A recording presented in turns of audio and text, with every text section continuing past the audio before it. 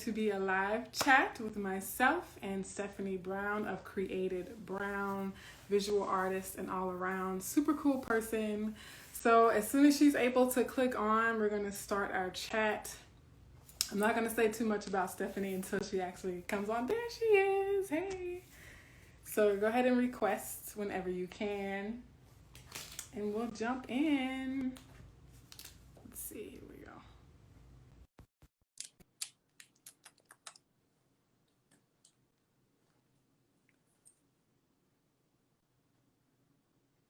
Hey. Can you see me? Wait, I let's can try this. yes, I can see you. Oh, that's great. I can't see myself. You want to click off and try to rejoin Yeah. while we're early in the process?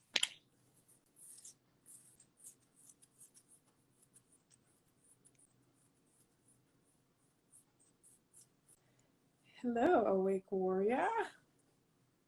Thank you for stopping by. Hey, Dave Floyd. So Stephanie is going to rejoin. There she is. Because she couldn't see herself. So this time it should work. I'm excited. There we go. Yeah, so that happened to me before too on a live once where I was looking at a black screen the whole chat. Yeah, it was weird. I was just like, I'd rather not. I mean, it's fine as long as you can see me and it works. I guess that's all that matters. Yes, and I love your glasses as usual. And your hair's gotten longer. It has. Just since February, actually. It has. Your hair loves to grow when you do nothing to it, right? So That's true. Absolutely. your hair's grown too. It has. Inches. I said I was gonna let it grow. I wasn't gonna cut it until after I got tenure. So I have 4 more years. So we'll see where it goes from there. You might change your mind by then. You're right, because that's a long time. Well, anyway, so I'm super excited that we get to talk again. Yeah. I kind of want to let you do like any kind of intro that you might want to give the audience before we get started. I have a few talking points, but of course, you know, we could just chop it up organically as things flow as well. But I'll let you just kind of give your initial intro. Sure. My name is Stephanie Brown. I am a interdisciplinary artist based in Atlanta, Georgia now. My background is in photography from Savannah College of Art and Design, and I have an MFA from the University of Michigan in interdisciplinary art. And in between undergrad and graduate school, my work really shifted. I think I took a year and a half, almost 2 years off in between. And for me, I got really great advice from some really great mentors saying that I really need to figure out what I want to say as an artist. And I didn't really know what that was. So I didn't go to grad school right away, and instead I took a job overseas. And that job overseas is important because that is where my broader introduction to colorism came from. And that broader introduction then became an internal one through grad school, doing all this research. So my work is really rooted in understanding identity construction. I am passionate about how people of color come to understand who they are. I've taken my own journey of figuring out who the hell I am to transferring that into learning experiences that I can create through interactive installations, photography series. And I was really, really rooted in the idea that no matter where you go, there's an inferiority of brown skin. And no matter where you go, people who identify as Black are othered in some way, shape, or form. And I really wanted to understand, one, why that was, and how do we shape who we are knowing that and growing up around that. We're just surrounded by so many biases, whether they're implicit or explicit, like all over the place. So that's what pretty much, I just gave you a synopsis of my thesis. And it really became life's work for me. It truly became something that it wasn't just a thesis for me. It wasn't just something I was going to study for the short term. I learned so much about myself in the Mhm. process of making this work and doing this research that I've really become committed to it. And you know, the more you learn, the more you see it everywhere. So Mhm. here I am now. Yes. So I think at some point we're gonna have to get you to unpack, right? When you say you learned so much about yourself, I think I would Yeah, love to like have you dive into that.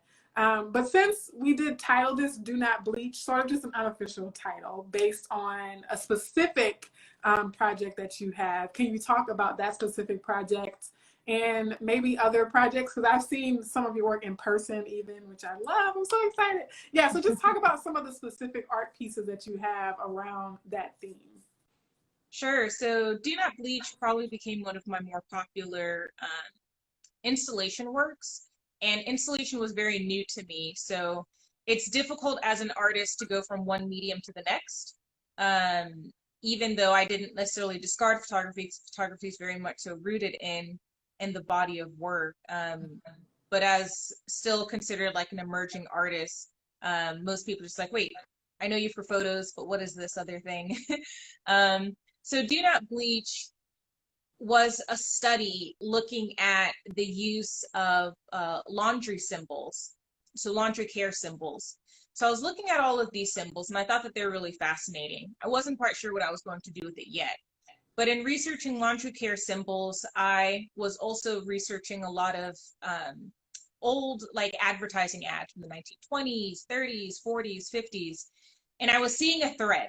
I was seeing a commonality between this literal use of blackness or black bodies or the word black or the color black as dirty and something you don't want and like get away, and this literal use of the color white and the idea of whiteness and white people and white bodies as clean and what we want and what we want to go for. um, so we see that in ads all over the place. It's very easy to Google and find. So I think it's really important for me in my work to, I don't care to perpetuate stereotypes and I don't care to perpetuate problems, right? So instead, I was thinking, how can I intervene? How can I take these laundry care symbols and not necessarily change their meaning, because I'm still very true to what the laundry care symbol means, do not bleach, but how can I use that as a tool for empowerment? And actually it was a mentor of mine that inspired me to experiment on different color shirts. I knew for sure that I wanted it to be wearable. So the Do Not Bleach project resulted in black t-shirts that go through a screen printing process with discharge paste. And it's a clear gel that goes onto the material and it eats away at the fabric. So it's essentially like a fabric safe bleach. Don't go Cloroxing your clothes, people. So there's a real process for this. And when heat is applied, it eats away at the fabric and you are left with the remnants. What was there before the shirt actually became black or had whatever color it was. And what I loved about this process is that it's kind of random. Black shirts live all different kinds of lives. If a neon yellow shirt in the textile world doesn't sell well, they'll actually dye it black and sell it Really? as a black shirt. I haven't been able to run into that example just yet, but I know that it's a possibility Yeah. when working with black cotton fabrics. Um, so I really appreciated the duality of this idea that you can bleach this thing safely and it still not actually become white. You get this great range of sepia tones depending on how much discharge paste you use. But all of the shades are brown, and they're very representative of all the shades and tones that we literally come in as well. So the shirts were meant to be a physical symbol, a silent opportunity to advocate for yourself. So on the front of the shirt, it has the do not bleach sign, and on the back, it says the words do not bleach. And in the installation, I have, now I'm in the hundreds of portraits of people that I've taken. So I've taken the shirts with me on my travels. I've gotten people who people who identify as Black, and I think that's important to say because not every Black person looks how we think they're supposed to look, Mm-hmm. and that was really important for this work because I had very white passing Black people or First Nations people who were very much so interested in the work and connected with it. There's like, I want to buy this shirt, or I want to take a picture and be a part of this work. And that was important for them. And I think that when people look at the sea of faces on the wall and this giant, portrait collage of how the work is shown, I think it's a really big symbol for people to just remember how varied our shades come in. But the work is more than just do not bleach your skin. It's also do not bleach my language. This idea of whitewashing so many other aspects of ourselves, from not just our skin color, but our hair, our terminology, the words we use, how we do our makeup, how we dress, where we're from, all these things that I think it's very easy for Black people to want to disassociate themselves with out of shame or misunderstanding. And I just love the way to utilize that work. Another pairing that I've done is I've also used another laundry care symbol that looks like a crown, and I commissioned a set of soaps to be made based off of Rihanna's not essential, but her first set of colors. She's got even more now when she came out with her Fenty foundation beauty line. And we know that was a historic moment. Right. Finally having a makeup brand that highlighted all shades, and it truly wasn't even just about people of darker skin and varied brown skins, but her line even had more palettes for even fairer of fair skin as well. So that piece is an installation of soaps on the wall, and they're embedded with these laundry care symbols that are shaped like a crown, and they're hand painted in gold. And viewers are encouraged to not touch them, but put their hands up against them to just kind of see where they fit. And it's this idea of just seeing where all of our skin colors merge and blend, and to see the colors alone, separate from a body, separate from a gender, really says something, I think, because we're just so varied, but it's very easy to judge once you've got more to look at. So to kind of separate the skin color from there, and to really pay attention to the hues and the undertones that we have that are beautiful and gorgeous. One other work that I've done that's colorism related was a satire piece called Mulatto Fast Tanning Lotion. And that was also featured in your show that you did.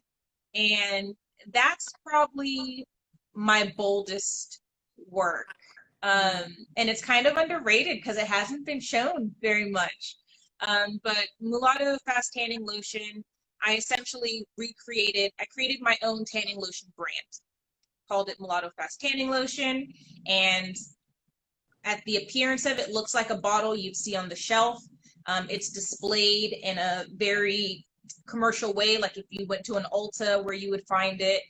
And then on the body of the bottle, you'll actually be reading a message from me explaining how this idea of fast tanning to become browner is like modern day blackface. Yeah. I remember that piece very well. You said so many things. I was taking some notes, but I think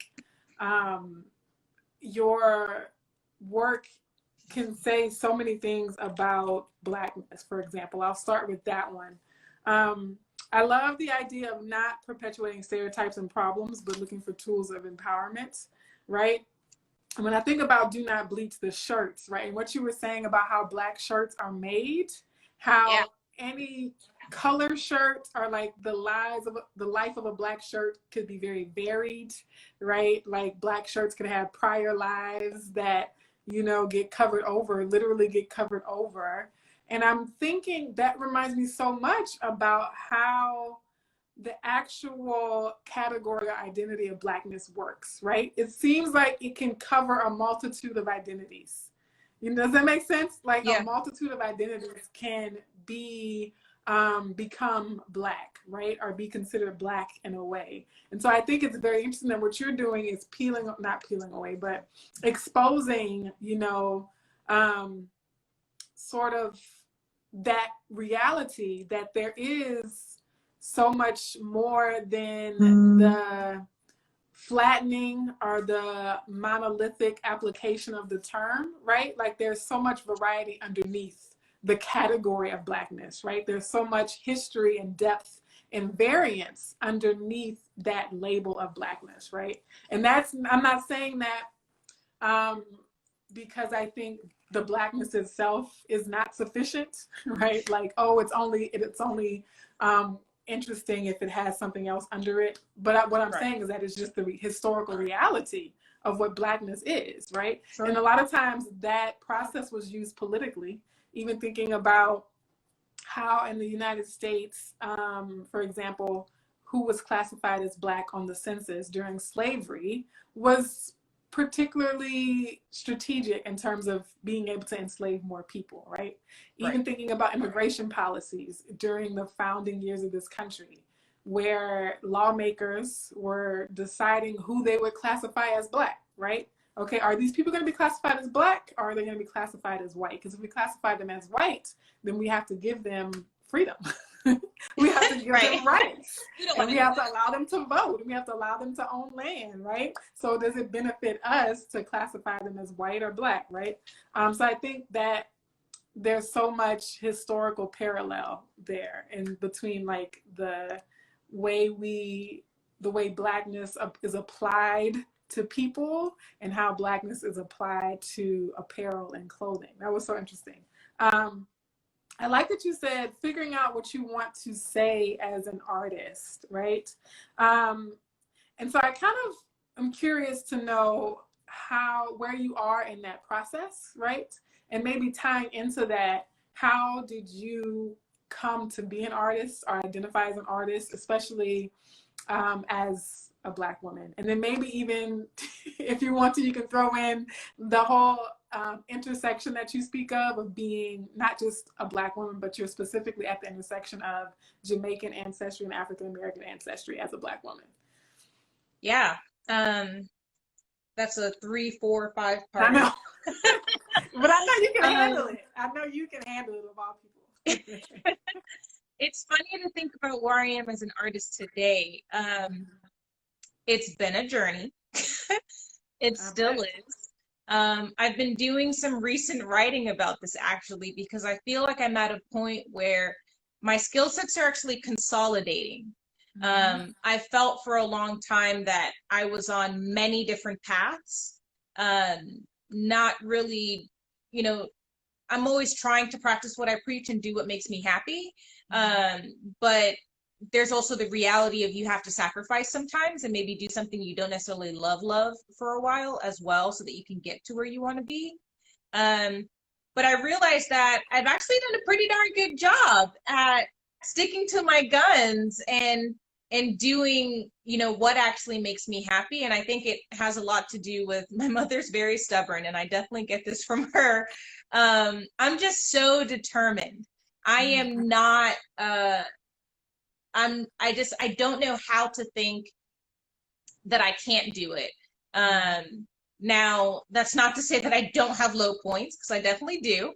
I struggle with anxiety, which I didn't even formally come to terms with until the end of last year. I think I had my first kind of public panic attack the end of grad school. And I didn't even know what that was. I was explaining it to a friend and she's just like, "You had a panic attack." And I'm like, "Is that what that is?" And she's like, "Yeah." And then from that moment, I kind of was able to start recognizing where I've had these before. I just didn't have the language for it, and I didn't really know how to navigate it prior to. But technically, I hate the terms like emerging and established artists and all that stuff because they kind of really don't mean anything other than like your literal market value. And I haven't actually sold a lot of work. I've shown in a lot of places. I'm definitely proud of the work that I've made, but I don't have like a large collector base or receipts to show, you know, of work that I've shown. So technically, I'm still considered like an emerging artist, but I feel grounded in my practice now. I don't feel like I'm just making art to make art and we're just throwing things up against the wall and see what sticks. I think I'm very intentional about what I do and why I do it. I come from a very artistic background. My mom done it all: crafts maker, basket maker, sewing, baking, cooking, catering, like all of that, and all of my siblings as well. I'm the youngest of 5. And it's very typical Caribbean, not even just Caribbean, but immigrant mentality, you know? We come to America for a better life, and you have these opportunities to become a lawyer or a doctor. The end. That's great that you're creative. That's great that you can take some pictures. That's great that you can do that. Awesome. Side hustle. Right. Lawyer, doctor. And then my mom said, because I was so smart, I was supposed to be a surgeon, where she had the nurse title for most of her daughters and doctors for her sons, because, you know, generational gender biases and restrictions. But at some point she thought, you know, like, you could be a surgeon. I'm like, thank you so much for that compliment, but I think no. But yeah, I think how I've come to understand myself, being a first generation American, is a part of my bio that I never leave out. Being of Jamaican descent is a part of my bio that I just can never leave out, because I didn't know what it meant to be African American. I learned what that was and what that means in school. And not even like my teacher teaching me, but just through the community of being around other African American students questioning my own identity. When I went to Jamaica, some would, you know, my family members would be like, yeah, of course, you're Jamaican, your parents were Jamaican.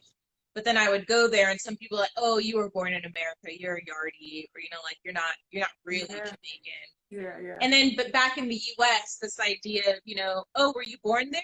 No. Okay, so then you're American, you're not Jamaican. And I'm like, what does it mean to be American? Like, and then for a long time I was saying that the only thing American about me was my birth certificate, because my parents worked very hard to have a very particular upbringing for all of their kids. They tried their best to make it like our house was, when we walked through the door, we weren't in America anymore. We were in Jamaica, but in South Florida.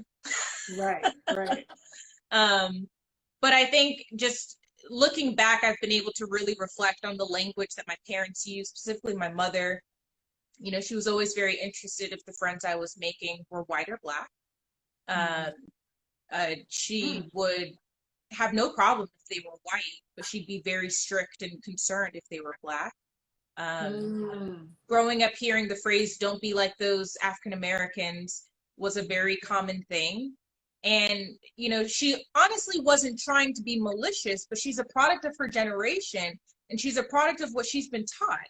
So even Black people from other countries coming to America, they have this picture of who and what Black Americans are. And they adopt that.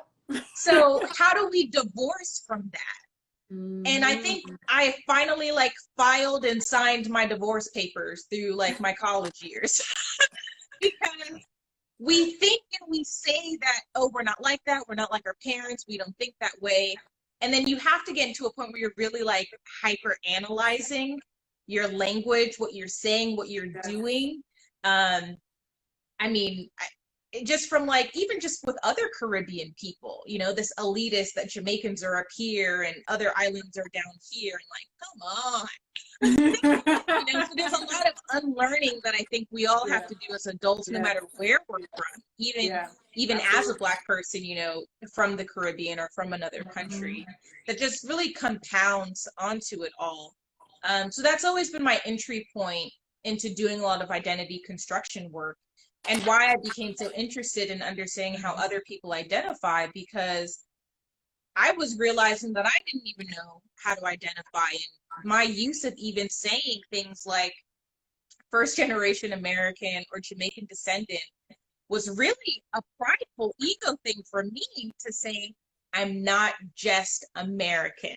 Yeah. Yes. You know, like I've realized I've always been finding ways to separate myself Mm-hmm. from America. And it's hard because as a child of immigrant parents, your parents have this view of America's the place to be. This is where you go, land of opportunity. And then what I grew up and have come to learn and know about America, I'm just like disgusted. And I'm just like, ugh, how could, you know, that's such great idea of a thing, but you've been so bad to people who look like me and continue to Mm-hmm. be systematically. Like, how Mm-hmm. could I be excited to rep you? Right. Whew. Yes, that's so interesting too. And the fact it's so interesting to me as someone because because I feel similarly about America, right? It's like, but I don't have any other option, right? Well, not literally, but Not right now. like growing up, I couldn't say, well, my parents are from, the Caribbean, so I don't have to rep hard for America. I don't have to rep America like that. That for a long time, that felt like my only choice. Like, well, this is what I got. Like, really? But I love the conversation that you're bringing up about, like, in terms of the African diaspora and Black people from all parts of the world and how we perceive each other, right?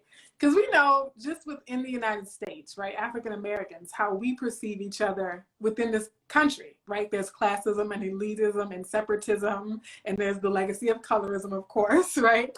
But then when you think about internationally how we perceive each other, I definitely feel what you were saying about how Black people outside the US look at Black Americans, or African Americans, I guess to use the colloquial term, as somehow like wanting to separate themselves, right? Wanting to like not identify with themselves. And Chimamanda Ngozi Adichie's book, Americana, talks a lot about that, right? Like being the Nigerian immigrant coming to the US and wanting to make it very clear that no, I am a Nigerian immigrant. I am not one of those African Americans, right? They are, loud and hood and uneducated, and we are not that, right? All the things that white society wants to paint us as. Exactly, right. And you think about like who dominates the narrative of who African Americans are for the rest of the world. It is white media, right? Yes. It is the white entertainment industry at the end of the day who has painted this picture for other people, even other Black people in other places. I remember even this guy who was a potential date saying that, that I had met online. He's like, well, I almost didn't respond to your post because people told, and this was a Nigerian man, right? And he was saying he almost didn't respond to my post because people had told him to stay away from African American women. It's like, I was like, and then he was like, but you seem different, you're educated. And I was like, no, this is not good. Still a problem. Right. So I think even in terms of like anti-Blackness, colorism is one thing, but even this sort of, I guess maybe tribalism is one way to describe it. And then of course I have to, hold my African American peeps accountable too, because I grew up, hearing Black people with accents being teased, right? Or, being told that I was one. Being told that they dress weird, so white. Right? Especially when we were growing up, right? Because I'm 35. So when I was growing up, this was before, the Black Lives Matter. We grew up in an era that was in between the Civil Rights Movement, in between the Black is Beautiful movement, but not quite at the point of the Black Lives Matter movement, right? So we had kind of lost a lot of Black pride, right? It wasn't cool to be pro-Black when I was growing up. It wasn't cool to like claim your African ancestry when I was growing up. Being called Black, being called African booty scratcher, right? These were all used as insults, right? Amongst young Black children, young Black kids, right? And so there really was like this disdain for all things African and all things, not African American even, right? So even if Right. it was Jamaican or, Haitian or something like that, anything other, this kind of strange xenophobia that some of us have, I think, it's something we have to overcome, right? And now that it's trendy to love Blackness and, people think twice before saying anti-Black things, that maybe opens the door for us to actually do the inner work, right? And not just make it for Right. show. But how do we get past it just being trendy? Like I think Yeah, there's some exactly. benefit to it being trendy in terms of Right, like capitalist right. corporations and stuff. They might not believe it, but their ads are showing it, and that's okay.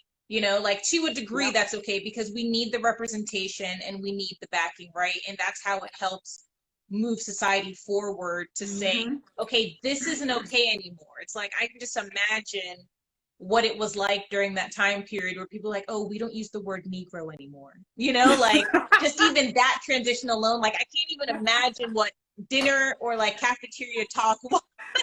Right. But yeah, I'm very interested in like how we go past making it trendy. But I think that a lot of it has to do with that internal work. Like we all have Mm-hmm. internal work to do. Yeah. Racism might be uh, a white person problem that Black people just tend to talk about more. However, uh, we as people who identify as Black, we have our own internal work to do to make Mm-hmm. sure Mm-hmm. we're driving our own narratives and we're not Love determining it. what we can do and who we are based on this picture that white supremacists have painted for us or Yes. what our existing challenges are, because there's still existing challenges. There's still Yes. a gender pay gap and there's still racism in the workforce, so in colorism as well. So how do we have to know how to identify our own self-worth enough to even have Mm-hmm. the strength and power to want to navigate that. Because I can understand it being exhausting. I'm tired all Yeah. the time. But like I can't not. It's Right. either like give in, but I don't like the idea of who I would be giving in to. So I'd Mm. rather be tired. Ooh, come on, Stephanie. I'd rather be. I love it. See, I knew this was gonna be a good chat. Jandel Crutch is saying, right, the trend helps push the internal work sometimes. I think for some people, the trend is going to be a catalyst for the inner work, right? That's what we have to hope for, is that the trendiness of it is going to sort of be like Velcro. Like maybe it has enough Velcro quality that the Yeah. people who are just passing by get stuck and like do more of the inner work. I also think it's up to us who are already past the trend to keep applying pressure, right? So Yeah. those of us who were already there, like we have to keep applying pressure on the trend Yeah. and not let ourselves, move on or get distracted or lose focus or whatever, and keep it, in the forefront. Just like we're keeping Breonna Taylor's name, Yes. in the, stream of social media, in the news, in the petitions and all that kind of thing. We have to do the same with all of the work around racial justice and all the forms of justice that we're fighting for, right? And I think too, the people who, like I was talking about earlier, that I grew up with people who teased you if you were African or if you looked what they thought a stereotypical African person looked like, right? Using derogatory terms, using Black as an insult. Those people are still alive today. The people who were making those jokes 10, 15, 20 years ago are still alive Yeah. today. And I venture to say that they are having a come to whoever deity they believe in moment, right? Where it's like, yo, I was anti-Black, right? And like, so a lot of people are having these epiphanies about themselves that could be painful, like you said, that could be exhausting.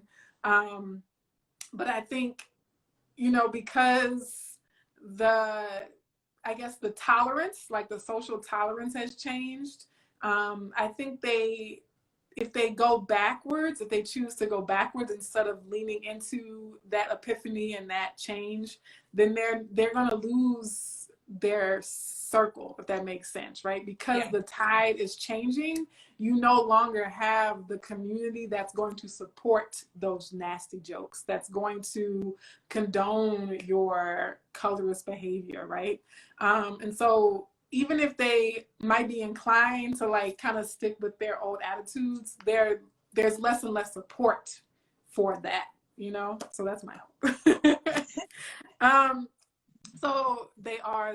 So if anyone watching has questions for Stephanie or about art or anti-Blackness or anything you've heard, please drop them in the comments. And while Yes, you're, happy to our answer. questions are comments, right? We'll read comments and answer questions. I kind of want to move into, so we have about 20 minutes left. And I kind of want to ask you, well, I'll ask you two things. You know, I'm good for compounding questions, but you have been like flawlessly navigating my random thoughts. So how in this work, in this effort, right? What would you say to people who are new to the idea of art as a form of protest, or art as having a political implication, right? And then how can, so I'll leave it at that. I'll just give you one question for now. Okay. Um, that's a great question. I think sometimes we can overthink it, and I'm included in that we. Um, being anxious, even when I don't think I'm being anxious, like I can easily fall into like a loop of like overthinking everything. And a lot of my work is conceptual, so I would be very uncomfortable talking about or making anything about anything I can't back up or that I haven't researched for myself. But I think for people who are interested in creating any kind of work that they might deem social justice or activism work, is to really just think about themselves. Think about what their situation is. Think about what they learned. I think that was the big shift for me. My mentor, India Beale, was at a point where she was looking at my work and when I was in grad school, and she was like, "This is all really great," and she's just like, "So where do you fit?" And I was like, "Huh." Let me get back to you. Because I had spent so much time researching other people and the situations and the history and the context that I didn't actually give myself a beat to see where I'm situated in it. And not to say that not every artist needs to necessarily share their own personal story or that kind of thing. But I think that we are research too. Like the internal work that we can do with ourselves is also a type of research that we can be doing. And I think that really shifted and really made my work stronger. I made a personal choice to want to be open and transparent about my stories and my upbringing and my personal experiences with colorism in my work. I know I've read some posts from people who feel like you're not an activist if you're not changing numbers, or, you know, if you don't have like dollar amounts behind it. And me personally, I think that's a little harsh, because I think a lot can happen with the question. And that's kind of where I've been sitting for a while, is let's ask questions, you know. And I think I'm more quick to ask someone a question, especially if you're engaging in like an uncomfortable conversation that's, you know, on anti-racism or Blackness or colorism. You know, nobody likes to be lectured at. Yeah. So it's a different conversation when you start just asking questions, or when in your work you find moments or opportunities to intervene in an area that maybe has bothered you or that's been troubling. And I think those are all forms of social justice. Those are all forms of activism in your own particular way. I think there's too many ways to do it, and I think we'd be doing a disservice to limit the relationship between art and activism by just organizations or numbers and money raising. I think that those are all great forms, but we've got to be more inclusive in that bubble. Yeah. Ooh, Stephanie. So you got chops. You got chops. I love it. A lot can happen with the question. I might have to make a little quote post out of that, you know. I think too, I actually totally agree with you. And that folk think, you know, limiting activism or protest even to, I guess, quantifiable data, I think is limiting. Limiting protest to that is limiting. But I also think it's short-sighted. Because we can change, or we can seek to change numbers all day, but if we're not changing ideology, I think people underestimate how white supremacist ideology, how anti-Blackness, how racism is in the cultural fabric, in the ideological fabric of our society, right? So focusing only on numbers ignores the fact that those numbers exist because the ideology existed first, right? Inequality exists because of racist ideology, right? There would be no structural or systemic inequalities if people were coming from a different framework, a different frame of mind about humanity and what it means to be human, right? So as soon, if we can like get to the core of the issue, which is how people think and what they believe and what they value, then we are going to see numbers change. We are going to see the quantifiable data shift as well. I think we need both, right? I'm not saying only focus on attitudes, although I do believe that attitudes lead action.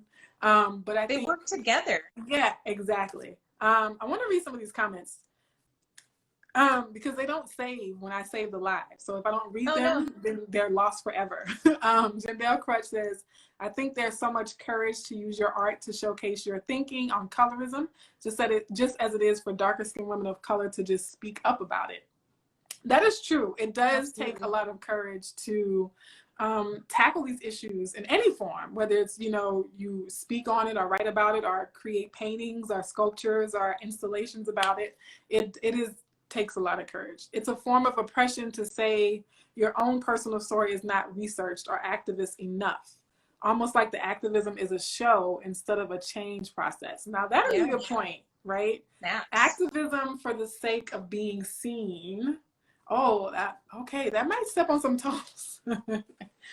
If we can't see it, then it's not real. Does that make sense? I think that's kind of what Jandel Crutch is saying. Like, people are saying it's only real if you can like show us something, right? As if that inner work, as if changing your mind about dark skin is not important and valid. I think, man, that was And it's interesting to even think about that comment and where we are right now too, right? Because this idea of more people being at home, and there is something different about this moment in time compared to, we've experienced the killings of Black bodies, in large numbers and short periods of times before.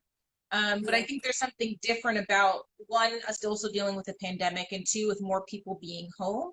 But I do see more conversation about this idea of it being a white issue, or what things that white people need to do, or what the white community needs to be thinking about. And I think that's all really important, because as long as the people who are oppressing us don't see it as a problem, then none of our stats, none of our, marches, like none of that is going to carry the weight that it can, until, that's why we need both. It's both and, right? Like, we need the marches, we need the protests, we need the activism online and offline, but we also need that internal work. We also need to be asking questions. We also need to be challenging our white counterparts to practice what they preach and own up to what they say. You feel so bad, so okay, then what? What are you about to do now? And I think that is a good point too, in terms of like changing ideas and changing minds and hearts, right? Changing hearts and minds, right? People talk about that. We just need to change hearts and minds. And I do think that is safe for white people to say, well, my heart is in the right place, but I'm not going to put myself on the line. I'm not going to speak up in a board meeting. I'm not going to, put your resume at the top of the pile because my colleagues might look at me. You know what I mean? Right. So I do, and that's why I think, I understand that we need to have specific action behind the attitudes, right? We need to have specific action behind the ideology, right? But I also think that it's hard to get people to act if they don't first change their minds. Um, the Colorism Project says activism for being seen. There's no such thing. LOL. Real Dr. Tampa, people have time to think and reflect. We're not busy keeping our head down and just trying to work and pay bills. Rachel Jones, hey Rachel, shout out. I've gotten more committee offers lately, but if I'm filling a position, are really going to be heard remains to be seen. Absolutely, yeah. Because that's the flip side, right? People acting, people kind of like what you were saying about the companies, right? Changing the name or doing things, putting Black people in their commercials all of a sudden, having diverse advertisements all of a sudden. I've been seeing so many advertisements with a Black person at a keyboard or a Black person tying their shoes. I'm like, oh, all of a sudden We can now type. every commercial Finally in has a Black person 2020. in it, right? So the other side, you know, you can either have an attitude and not do something, but you can do things that don't have any substance behind them either, right? And I think for the Colorism Project, I think that's kind of what maybe empty activism or kind of like performative activism, like performative allyship, right? Yeah, you're really just doing it because you want people to keep spending their money with you. You know, or because you don't want to get called out on Twitter. So you're going to put this stuff out there, but you're not committed to the cause. There's no like risk on your part, that kind of thing. She says, we can type. Yes, we can. Yes, we can. I kind of, without looking. In the last 13 minutes, because I also want to have at least a couple of minutes, because Instagram will cut us off. Like, not... Okay. Warrant, like, just cut it off. For marginalized people in particular, for Black people, having to cope with the psychological stresses, the generational traumas, the burdens, the physical burdens, the healthcare disparities, and all that we have to cope with, right? As Black, Indigenous, variously marginalized people. I want to kind of see what your thoughts are on how we can use arts or artful living, right, as part of our coping mechanisms, as part of how we maintain joy for ourselves and create space for ourselves and sort of show up for ourselves, right? How could we use creativity, broadly speaking, towards that end as well? I think everyone's creative in a certain way. Mm-hmm. Of tapping into that, but sometimes you don't have to.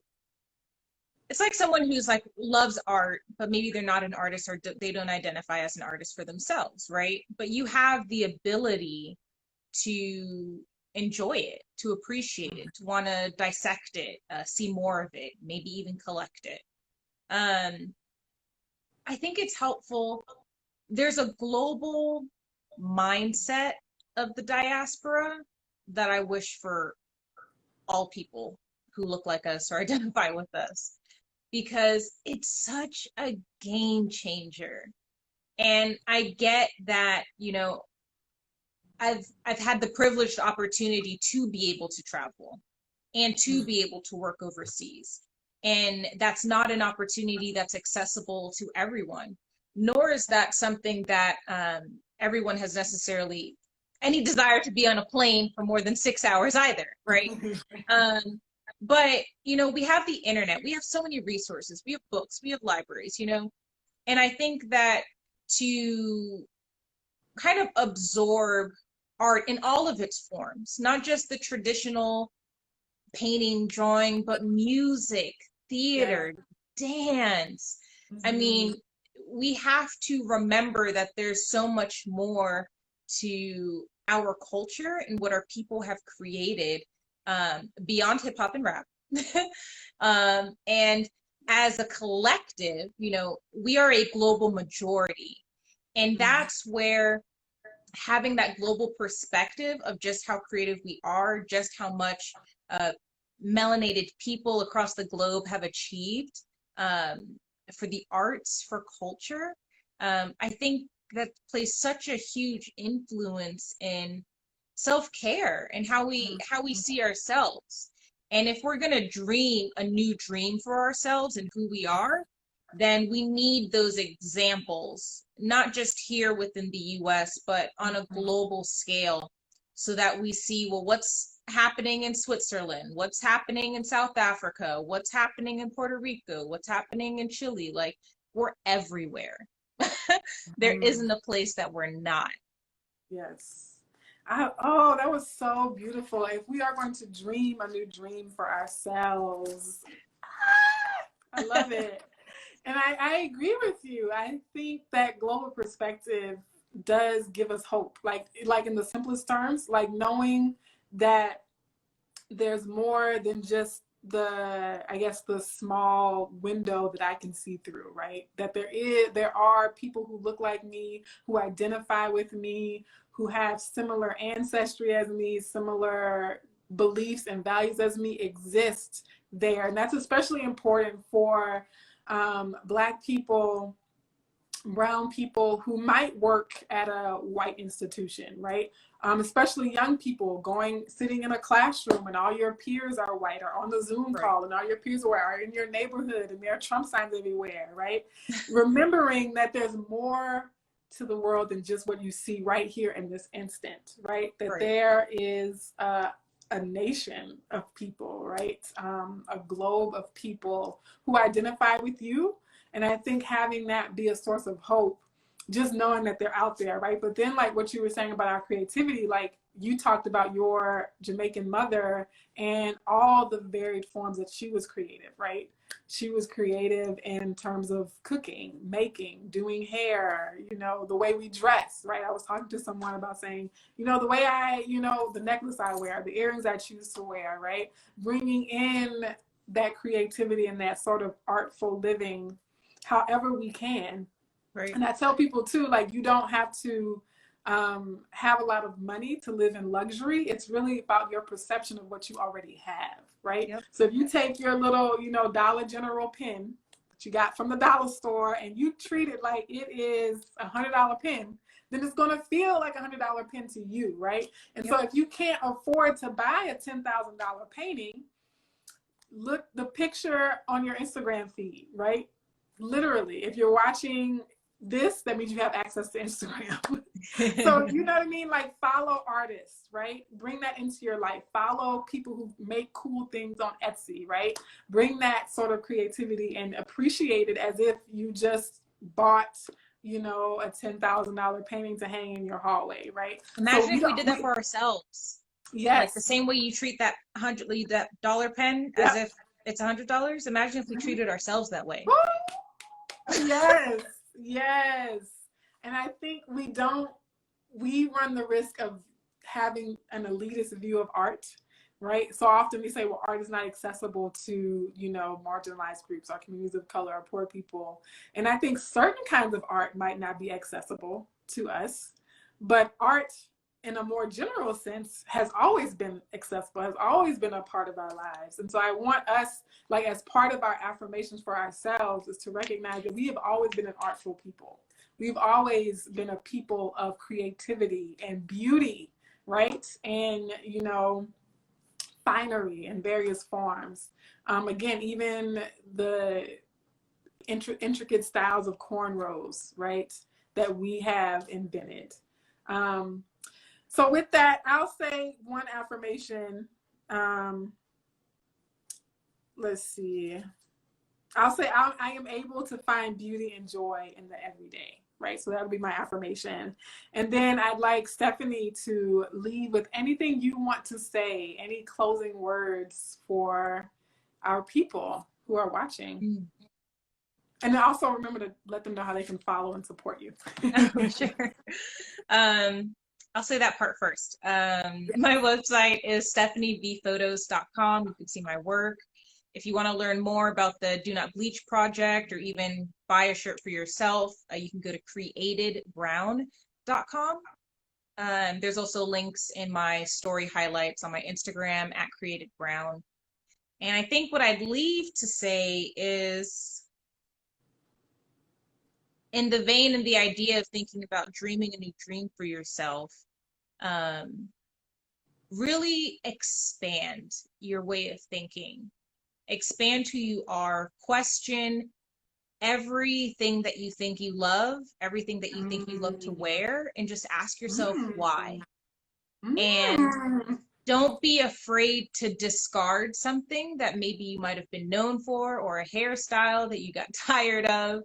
And if your community and if your network doesn't allow you to dream a new dream or expand the thought that you want to think of, look to other references, look to your ancestry even, because we all have these capabilities within us, and it might not be in a living line that you were able to meet, but that doesn't mean it's not already in you from previous ancestry. Definitely. Woo, okay. Also, speaking of shirts, I love the shirt you're wearing. Can you show it off? Yes. All right, folks. I love Stephanie. I met Stephanie through the writing contest. As you can see for yourselves, she's an amazing, dynamic woman, and please follow her. If you're watching this live, you should be able to click at the top of your screen on her name or our names, and then just follow her profile from there. But if not, it'll be tagged on my page indefinitely, and in the previous post she's also tagged, so we can follow her and all the beauty that she's putting out in the world through her art, but also just as herself. All right. So thank you, Stephanie. This has been awesome. Thanks for And having we'll have me. to I talk miss again you. soon. I know, right? And so after this quarantine, I'm going to have to come to Atlanta. Yes. And that We way got we a can place see for each other you. in person. So Stephanie and I met like in 2017 virtually. And then in February of this year, we met in person at a CAA conference, and we were on a panel together, right? So I love like when virtual friends become like in-person friends. Yes. So we'll have to get in person again when we can, for sure. But folks are saying, yeah, thank you, prayer signs, right? Thank you all for tuning in and for watching. Be sure to share this video with other people that might be interested in it. All right, take care. Bye. See ya. Thank you.